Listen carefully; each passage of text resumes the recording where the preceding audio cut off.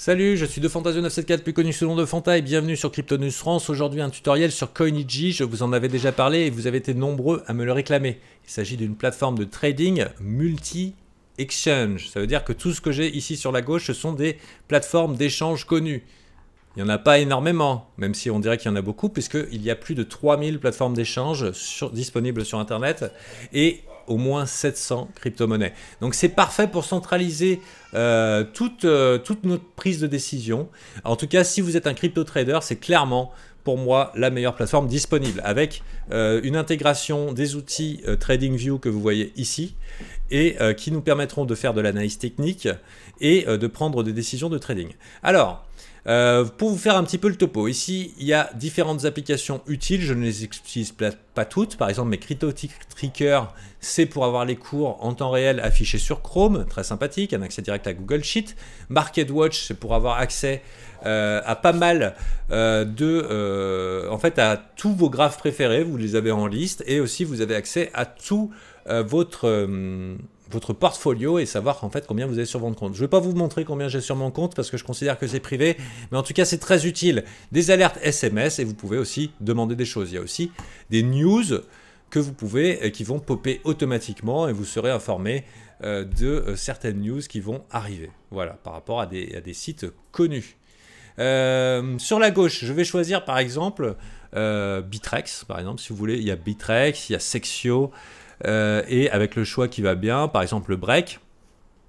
Comme vous pouvez voir ici, je peux afficher mon historique, et quand c'est que je suis rentré, quand c'est que je suis sorti. Ça peut être plutôt un bon indicateur si on a fait de la merde ou pas, sachant que de toute façon, dans les ordres, dans l'histoire des ordres, on aura la possibilité de voir tout ce qu'on a fait. Voilà, j'espère que c'est clair. Donc parmi ici, ici c'est pour choisir donc sa crypto. Bien sûr, il faut connaître le code. Par exemple, XBT pour Kraken, il est là. Double-clic, vous avez vu, ça m'a permis d'annuler. Si vous allez sur les balances, je ne vais pas mettre pour ça, parce que je ne vais pas vous montrer. Mais par exemple, bon, vous avez vu, c'est pas grave. Là, il n'y a pas eu la balance, mais globalement, si vous êtes sur un truc en particulier, vous pouvez voir la balance. Et du coup, je n'ai plus de secret pour vous.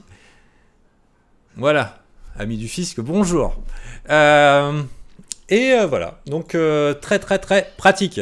Vous avez la possibilité d'afficher ce genre de choses et donc d'avoir un réel visuel sur les murs de vente, les murs d'achat et les différents volumes. Vous avez la possibilité d'afficher de cette façon-là ou alors comme ça. Voilà. Si vous voulez partager avec vos potes, vous pouvez faire des screenshots par ici. Voilà, vous copiez le link et vous l'envoyez. Et sur Telegram, ça fonctionne très bien.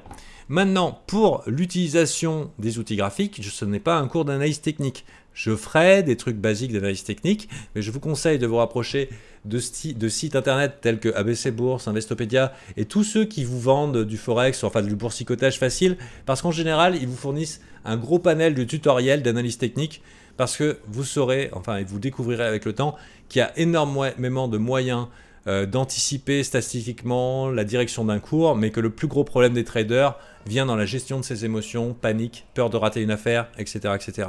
Donc déjà, travaillez vos repérages, comment une courbe peut évoluer, et essayez de voir un petit peu si vous arrivez à deviner les tendances avec des indicateurs connus et boursiers. Et puis après, il va falloir essayer de vous discipliner, essayer de mettre en place une stratégie pour être sûr de ne pas perdre l'argent que vous allez gagner pendant cette période magique jusqu'en juillet où tout est dans le vert quasiment. Alors, à noter, ici pareil, possibilité de voir les murs d'achat, murs de vente, et aussi de placer, par exemple, si moi j'ai un certain budget, je vois ici en BTC, moi je veux acheter pour 3 BTC, ben là je sais qu'il va falloir que j'achète 2-4 à cet endroit et qu'il n'y en a plus trop.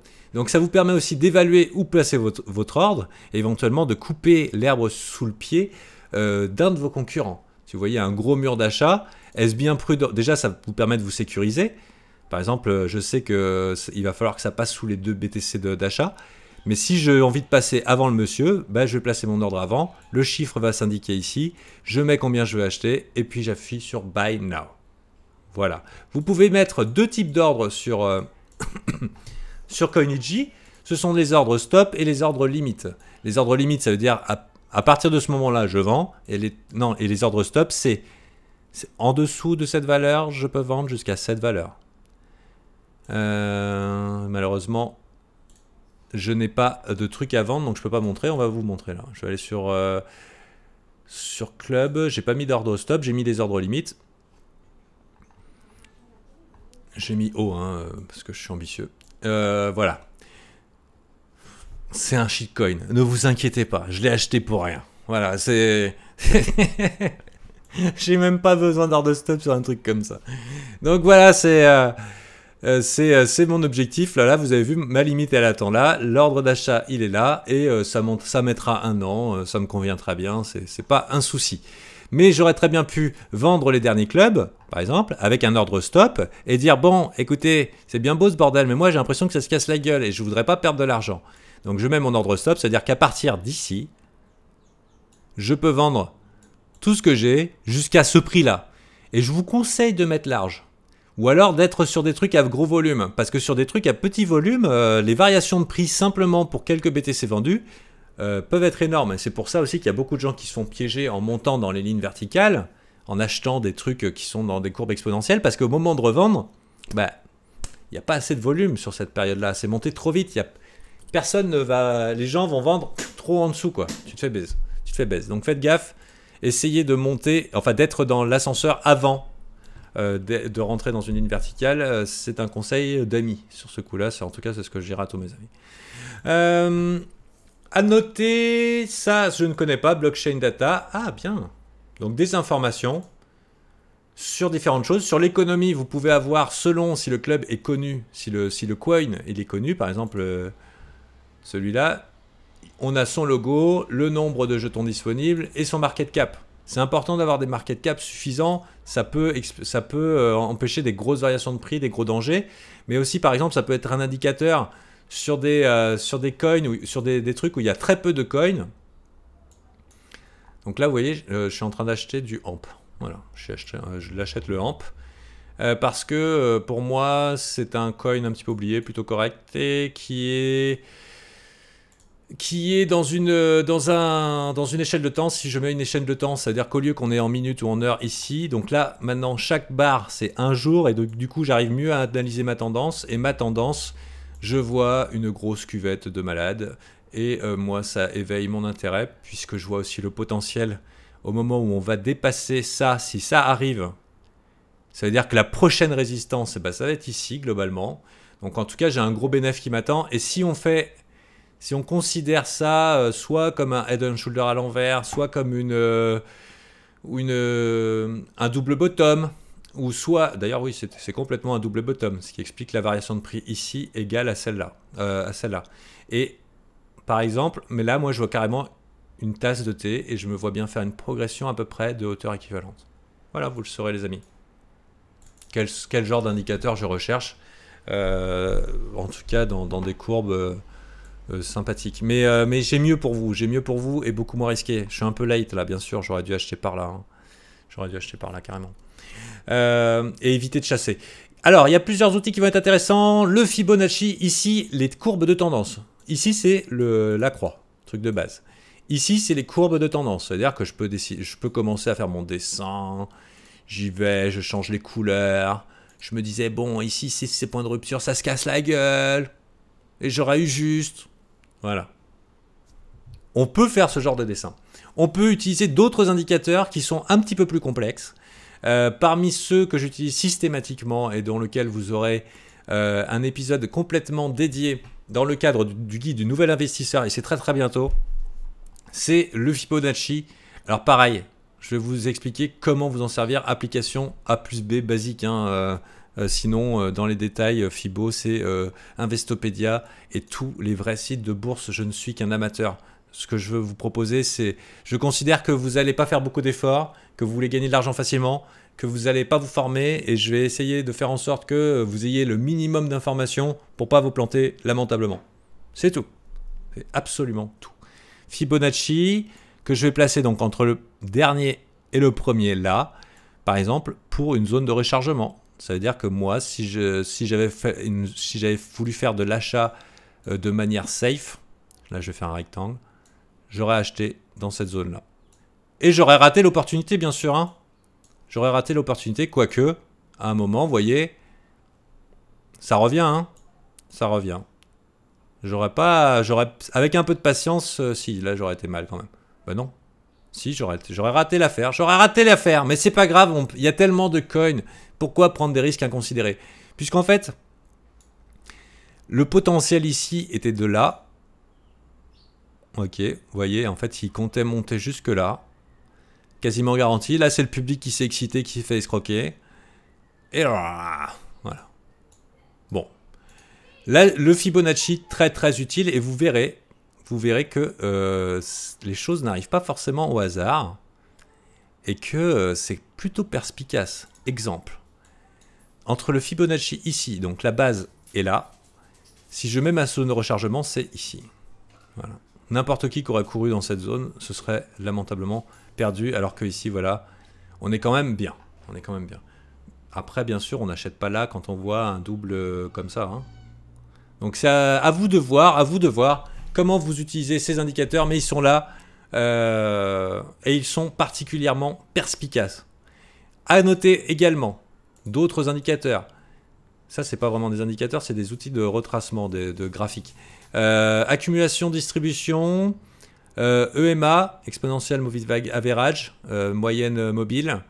Il y en a plein. Bollinger, que j'utilise également. Alors, je vais vous dire ce que j'ai, avant de commencer mes cours, moi, ce que j'ai appris simplement en regardant Investopedia et qui m'a beaucoup servi. C'est OBV, Willy et MACD. Voilà, donc c'est des indicateurs pour moi qui sont très très importants. Bollinger, et aussi j'utilise MA13 avec MA200. Non, MA13 et MA30, et quand elles se croisent, donc c'est moi qui suis allé dans les réglages ici, dans Input, j'ai mis la longueur que je voulais.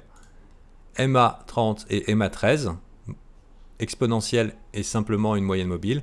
Quand elles se croisent, que le vert passe en dessous, c'est moi qui ai mis aussi la couleur verte, hein, vous pouvez le faire. C'est vous qui faites votre style.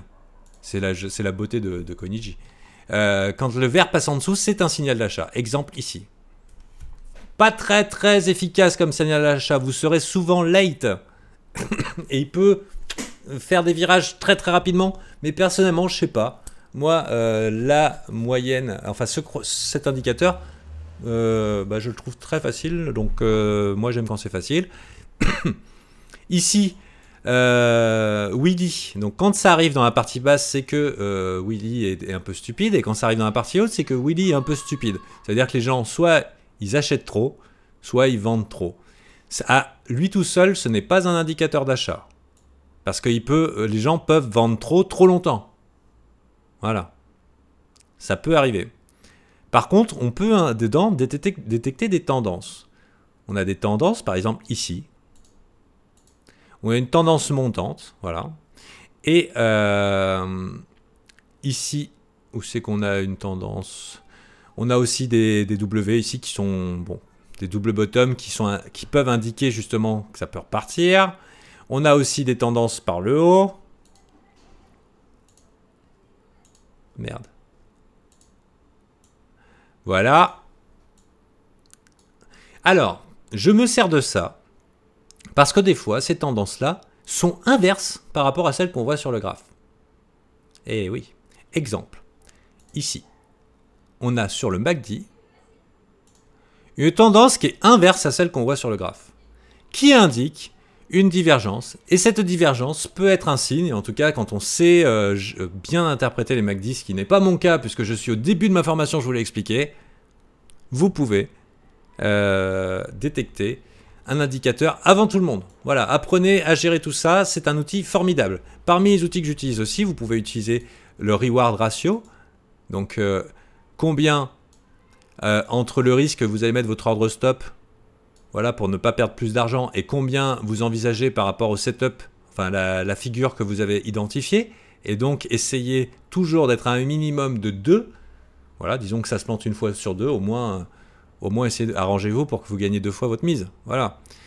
D'accord? Ça, c'est pour ça. À noter, j'utilise beaucoup aussi ça, c'est pour la mesure, pour savoir le pourcentage. Combien je vais faire en bénéf si je vais dans cet endroit? 83%. Parce que bien sûr, si je fais le Bitcoin passe de 2000 à 2100, bah, bien sûr c'est 100 balles, mais le pourcentage est plus faible que pour un truc qui va passer de presque rien à 5 fois son prix, vous voyez?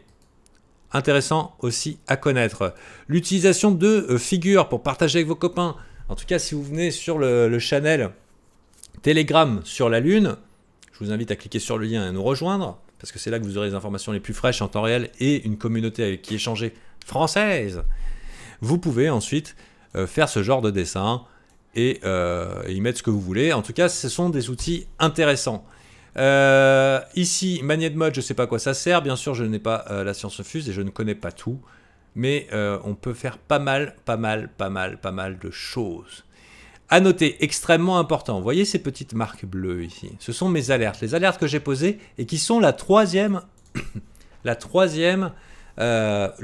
onglet, et ce qui m'évite de poser mes ordres à l'avance. Et éventuellement, si Koiniji, je l'ai réglé pour qu'il m'envoie mes alertes par SMS, je peux lui dire, écoute, ici, quand ça se casse la gueule ici, moi j'ai envie de m'intéresser à ce graphe. Pour l'instant, ça ne m'intéresse pas, je reviendrai plus tard. D'accord? Ok. ETC euro. ETC euro, pareil. Je veux bien voir ce graphe, mais tu m'instruis et tu me tiens au courant quand ça viendra ici. Qu'est-ce qui se passe? Au moment où ça va faire, où l'alerte va arriver, où le truc va se proposer à l'endroit où vous êtes, vous allez entendre un ping et puis recevoir ici une petite fenêtre. Donc très important, vous pouvez les modifier, les placer automatiquement, c'est-à-dire monthly high, c'est-à-dire par exemple le plus haut depuis le mois ou le plus bas depuis le mois, selon si vous voulez être à long ou à moyen terme. Bah écoutez, moi je trouve que c'est pas mal. Ici c'est pareil, c'est les ordres d'achat, ordres de vente. C'est plutôt sympa à utiliser. Par exemple, si je veux, je clique sur mon prix. Hein. Je clique sur mon prix. Last. Je clique sur mon prix, donc ça me met le nombre que je veux dépenser. Si je veux mettre, par exemple, seulement 25%, je mets 25%. Parce que c'est très possible que, par exemple, si vous voulez rider une courbe d'un truc que vous aimez bien, c'est très possible, par exemple, de vendre 25% de là et racheter 25% là, vendre 25% là, racheter 25% là.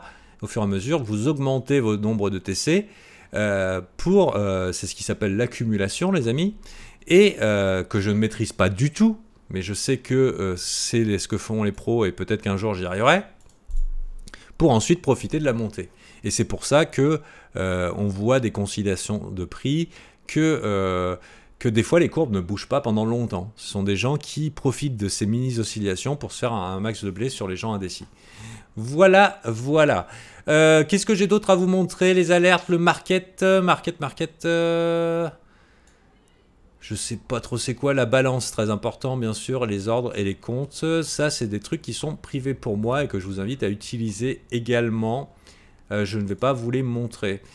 Bah écoute, c'est tout bon. C'est tout bon. Je vérifie que j'ai rien oublié. Si bien sûr j'ai oublié quelque chose, bah, je ferai un numéro 2. Bien sûr, je ne possède pas tout. Ah si, putain, j'ai oublié. Stop tout. Alors, c'est comment utiliser ça avec votre compte d'exchange. C'est dans la rubrique API, les amis. Dans la rubrique API, bon, bien sûr, vous les voyez ici, mais vous ne voyez pas les secondaires. Peut-être sur le montage, je vais les cacher. Vous pouvez add un nouvel exchange. Et par exemple, vous allez mettre Bittrex, etc. Celui qui vous intéresse. Vous voyez, ils n'y sont pas tous. C'est-à-dire qu'il y a plus d'exchanges disponibles à la consultation que à l'interaction directe. Mais bon, parmi eux, on trouve Kraken, Poloniex, Bittrex, Lifecoin, pas encore. Mais bon, au fur et à mesure, ça se développe. Et ensuite, vous allez sur le site et vous allez récupérer dans vos options l'API. Vous allez la créer et vous aurez différentes options possibles dans l'API. Cette API, c'est un système en fait qui vous permet de passer les ordres directement sur le site sans être connecté au site. Enfin, je ne sais pas si vous comprenez. Et puis dans l'API vous activez la possibilité de trade à distance, mais par contre vous n'activez pas la possibilité de retirer. Ça veut dire que par exemple sur Poloniex il y a withdraw comme option, vous ne laissez pas l'API withdraw pour Koiniji. Imaginez qu'un jour il y a un piratage de Koiniji qu'on récupère votre API, ça serait con que la personne arrive à retirer des sous à votre place. Voilà. Par contre aussi, n'oubliez pas de cocher trading, sinon les ordres de vente ne vont pas passer. Voilà. À noter que moi, sur l'ETH, j'avais fait une bonne affaire. C'était une de mes premières vidéos. Je ne sais pas si vous avez vu. Puisque j'avais profité du crash grâce aux alertes. Voilà, on va voir l'utilisation de Coinichi. Grâce aux alertes, j'ai pu faire une super opération à mes débuts, ce qui m'a vachement motivé. Là, vous voyez tous les achats que j'ai fait, j'ai pas mal profité de la montée de ETH, même si bah, là, je me suis barré malheureusement trop tôt Fanta. Mais moi, j'ai dû vendre par là, hein. mais en XBT. Voilà, c'est pour ça que ça n'apparaît pas. Toujours est-il que trop tôt pour d'autres aussi, parce que ça c'est moi qui ai récupéré ici, hein, vous avez vu. Donc qu'est-ce qui s'est passé? C'est qu'à un moment j'ai entendu les alertes, je vois quoi? Putain, 50 $ le TH, pas cher. Les sites étant plantés, j'ai pu passer ma commande via l'API de Coinichi et faire un magnifique achat sur ce gros bug qui a dû déclencher les ordres stop de plein de personnes. Voilà. Attention avec l'API, ce n'est pas la solution à tous vos problèmes puisque ça peut être l'inverse. Ça peut être l'API de Coinichi qui ne répond plus, l'API Poloniex qui est complètement saturée, les ordres ne passent plus sur Coinichi. Et il faut aller sur Poloniex et garder Poloniex ouvert à côté pour pouvoir passer votre ordre en urgence si jamais ça ne passe pas. Attention, attention, tout peut arriver et il ne faut pas sous-estimer la puissance d'un DDoS ou d'un accident informatique, les amis. Qu'est-ce que j'ai à vous montrer davantage? Ici, vous pouvez agrandir. Vous pouvez prendre vos screens ici pour les copains. Ah si, bien sûr, je ne vous ai pas expliqué. Dernière chose, c'est que tous vos réglages, par exemple, moi, ETC, ETH, j'ai l'habitude de le travailler d'une certaine façon. À chaque fois que je vais mettre les bandes de Bollinger, chaque fois, je vais vous montrer. Moi, quand je mets les bandes de Bollinger, j'aime pas la manière dont c'est présenté. Donc, je les aime pas bleues déjà. Alors, je vais dans les options Bollinger. Je les mets gros bleu, j'enlève la ligne médiane parce que je la confonds avec une medium average. Et du coup, j'ai juste ma bande de Bollinger. Voilà, ça c'est ma personnalisation. Mais par exemple, si aussi je mets le MACD ou alors le Willy ou Unbalance Volume, il est illisible. Donc là, du coup, je vais aller dans les options et moi, je vais le mettre en jaune. Le problème, c'est que sur réglage, je suis obligé de le faire à chaque fois. Et si je ne veux pas le refaire à chaque fois, bah, je vous propose de le sauvegarder. Et pour cela, on va le sauvegarder sous le nom. Tiens, j'ai cru que c'était pas bon. Voilà, et sinon il y a Save As. Voilà. Et vous pouvez le recharger ici en le ramenant ce que vous aimez bien. Hop. Petit conseil aussi, si vous ne savez pas où vous emmène le marché, essayez d'augmenter l'échelle, passer à des échelles jours ou des trucs comme ça. Échelle jour pour voir la tendance générale, échelle 1 heure pour déterminer l'entrée. Voilà les amis, j'espère que ça vous a plu. Je vous invite à utiliser le parrainage, sinon ça sert à rien, ça me récompense rien, c'est nul. Pour moi, bien sûr, vous s'en foutez peut-être de moi, je m'en fous. C'est pas grave, je survivrai. Mais en attendant, si je vous ai été utile, rejoignez-moi sur Telegram. Si vous êtes super riche, grâce à moi, envoyez-moi un petit tip. Et si vous voulez utiliser Coinichi, bah, utilisez mon lien de parrainage. Et n'oubliez pas, tout ce que je vous ai dit, gardez les sites ouverts à côté en cas d'accident. Et trader prudemment. C'était Fanta. Allez, bis.